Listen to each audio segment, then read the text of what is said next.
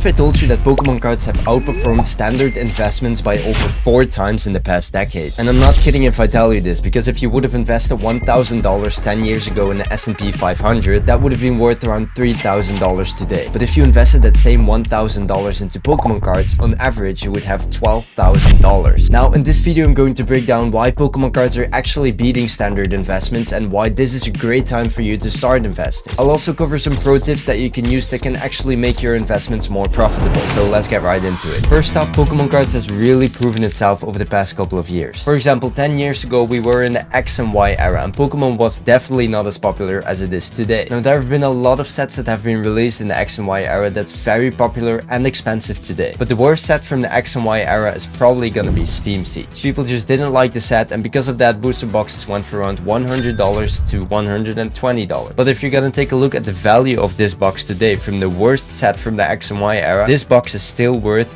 around $700. So if you would have bought the worst set you could possibly buy 10 years ago, you would still have a 7 times return of investment, which is just crazy if you think about it. But if you're gonna take a look at one of the best sets from the X and Y era, which is probably gonna be Generation, these ETBs went for around $50 when they were released. However, today they're starting at $1,500 a piece. That's a 30 times return of investment. Now there's one set which is gonna be Flashfire, which was so popular and printed so short that booster boxes already go for $16,000. But you have to remember that this was the most popular set you could possibly buy. So if you would have bought 10 boxes, for example, from this set, you would have been very lucky. But the point that I'm trying to make is even if you bought the worst possible box you could buy 10 years ago, you would still have a very good return of investment. So even if you're just getting started with Pokemon cards, starting to invest is just not that complicated. However, I can imagine that if you're a beginner that it can be very nice to just have a little bit of guidance. And you're already making a great start by watching these kind of videos.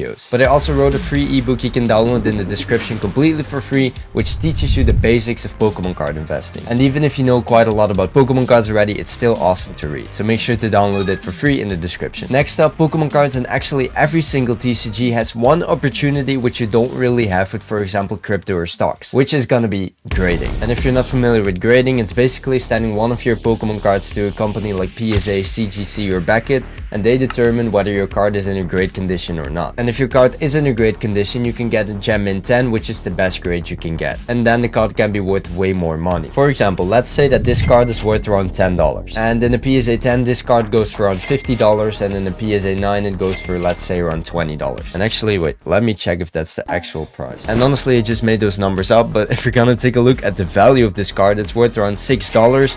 In a PSA 9, it goes for around $24, and in a PSA 10, it goes for $65. Now imagine for a second that you buy 50 of these Venusaur cards from Celebrations. So like you just saw, these cards go for around $6. So let's quickly do the math. 50 times 6 is gonna be $300 just for the 50 cards. And then obviously you also need to pay grading fee, which is usually $15 to $20 per card. So if you're gonna say that grading a card costs $20, we're gonna add onto that $300 20 times 50 for the grading fees, of course. So that will make a total of $1,300 as investment. Now let's say that if you got lucky, 40 of these cards actually become a PSA 10 and 10 of these become a PSA 9. So if you're gonna take a look at the value again, we're gonna do 40 times $65, which is gonna be $2,600. And on top of that, we're gonna add 10 times 24, which is gonna give you a total of $2,840. So that means that you would have a profit of $1,540. And honestly, this method is not really that difficult. It only takes some time to actually find some cards that have the potential to become a PSA 10. But you don't really have the opportunity to actually grade in some other form of investment. For example, it's not possible to actually grade your Bitcoin. Next up, like I just said, short-term investing is just so much easier with Pokemon cards than with crypto or stocks. Because you don't have to learn the fancy charts, it's just buying a product that you know is gonna probably do well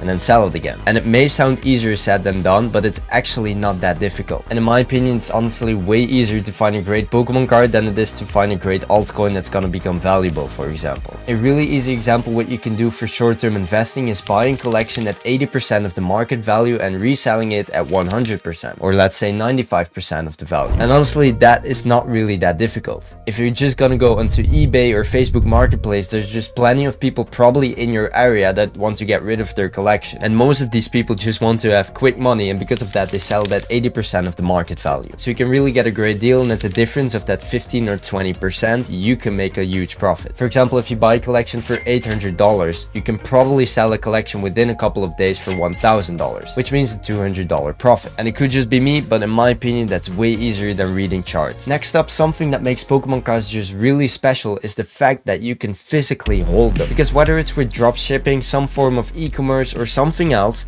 you can't physically see or hold it. It's something that's happening on the internet. And a lot of people just think that it's very special to actually see and feel something. So because of that, Pokemon cards are starting to actually outperform traditional investments. In my opinion, Pokemon cards are truly a great investment nowadays. It's not just a collectible anymore, but it's actually starting to become an asset. However, if you don't have the right information, you can still make a lot of mistakes with Pokemon card investing. The Pokemon market has changed so much that even if you have a lot of experience, you can still make a lot of mistakes. So if you actually want to learn how to make money, make sure to check the description for my Pokemon investing course. It teaches you step by step how to actually start making money with Pokemon cards, and you don't need any experience at all. So it doesn't matter if you've been into Pokemon cards for one day or for 20 years. This course will teach you step by step how you can actually transform Pokemon cards from a hobby into an investment. So make sure to check out the Pokemon investing course in the description. Thank you a lot for watching, and I'll catch you in the next one. Bye bye.